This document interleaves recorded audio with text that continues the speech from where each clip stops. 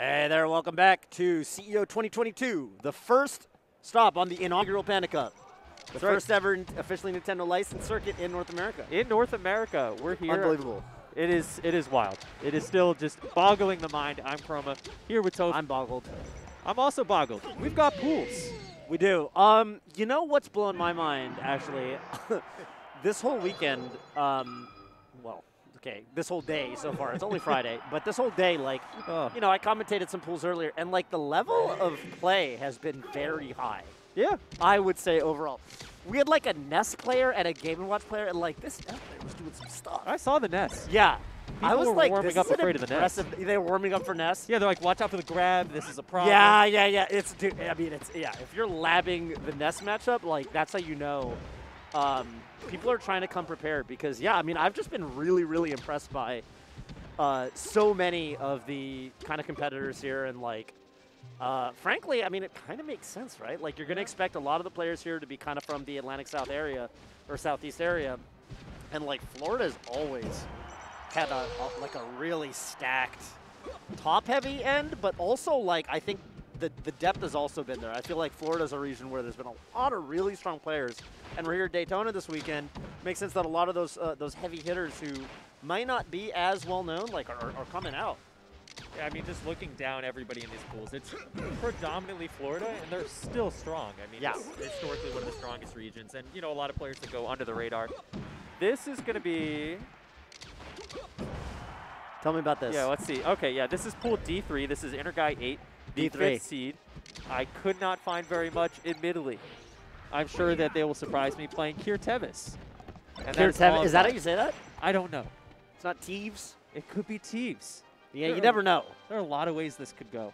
Yeah, it could be Teves. It could be a reference to something. It sounds like a planet. It does kind of from sound like Star Wars, you know? It does sound I like was just learning about, I learned about a Star Wars planet today. Star Wars what? Planet. Apparently George Lucas was, like, in an interview with Jon Stewart, and Jon Stewart asked him, like, hey, what planet is Obi-Wan Kenobi from? Like, where was he born? And he said, Stewjon. And that just became canon in that instant. Isn't that crazy? That rules that he's just kind of going you can however he wants at any time. If you say it, it just becomes true. I was like, maybe he's from Tatooine. I don't know. That's a good guess. I know he's not there from the... He's not. No, that's there. The other guy. That was the whole thing. And yeah, that was the whole thing.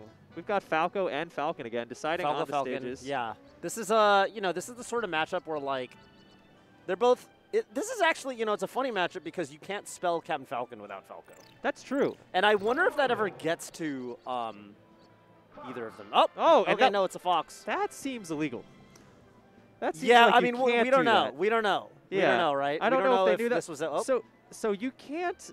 So normally you're supposed to pick your because you stage strike with the assumption that you know what the opponent's character is. Yeah, right? Like you pick. But okay, I mean, there's a. I'm sure they figured it out. There's a social element to just saying, okay, we both are going to pick the character at the same time. There's a little bit of gamesmanship sometimes applied. There is a rule where you can double blind. Yeah. Both people pick simultaneously, essentially. I think that can become relevant at, like, especially higher levels of play. There was a period where, you know, dual maining was becoming relatively, you know, there's a period where it was like, you know, Mewtwo King and Armada was dual maining PPMD, like back in 2015, 2016. These days, everyone's solo maining, but back then, the conversation was shifting towards, like, maybe you have to dual main at the top level. I feel like it definitely comes in waves. I've known a lot of Sheiks where I'll counterpick them to the final, and then all of a sudden the Marth comes out. And then they're all like, well, we've got to stay with our one character. And now we're back into dual main zone, and I don't know. I think it's just dictated from the top. It goes around, yeah, right. With yeah, I mean, one of the first seeds at this tournament, Plup. You know, he's a noted like Fox and Sheik, and we might even get a little bit of Samus if he's feeling particularly saucy. But okay, I mean, Interguy8 right now looking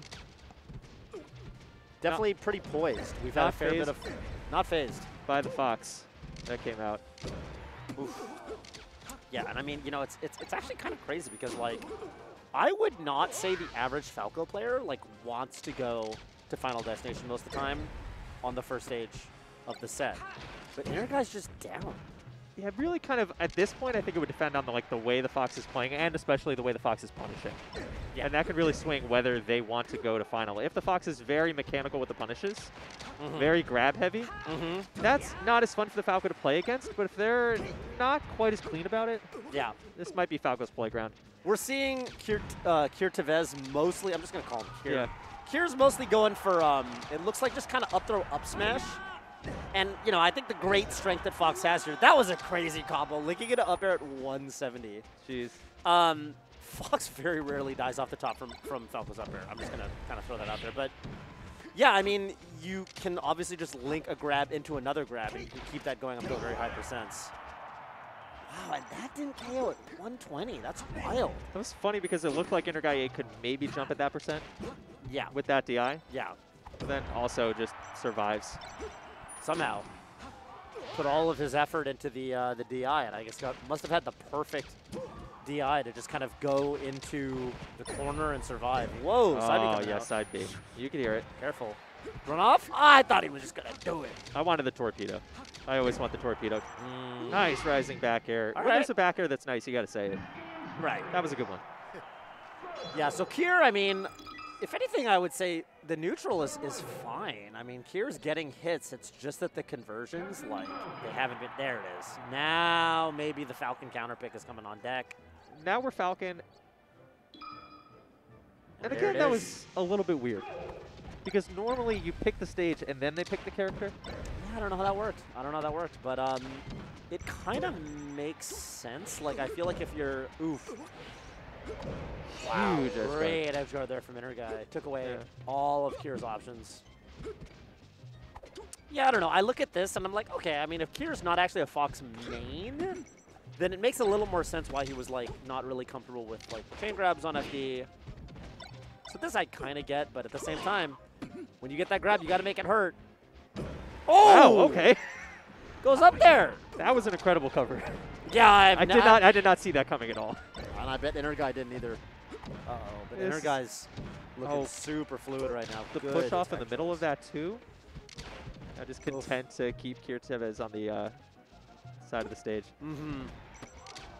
Yeah, I mean, I think the you know, the way I always classify this matchup for Falco is like it's all about control. Like Falcon obviously can just make Falco explode, right? When if you can get your hands on him, but Falco, you know, between just the better priority on his aerials, the lasers, and especially situations like this. Wow. Yeah, just prioritizing keeping off stage, getting Yeah. down airs, using lasers, staying away whenever Falcon has any sort of advantage, which I think is totally fine.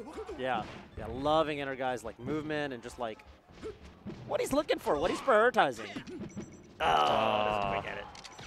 I feel like I see a lot of people do that. I don't know exactly why, but there's been a lot of like jump calling from the Falco, trying to stop the Falcon from getting into the air with a move. Right. Double laser. Oof. That's a nice tech. Oh. Holding onto the stock, Good. just getting more damage. Yeah. Oh, wow. Tech chasing off the forward throw. Interguy right now working on a 4-stop. This would be okay.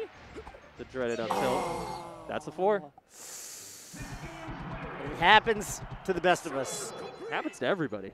Kier's gonna have to pick himself up and you know, dust themselves off for the losers bracket. That's There's right. gonna be more opportunities to kind of pave his way through this one, but yeah, I mean that was just a really good performance from Interguy.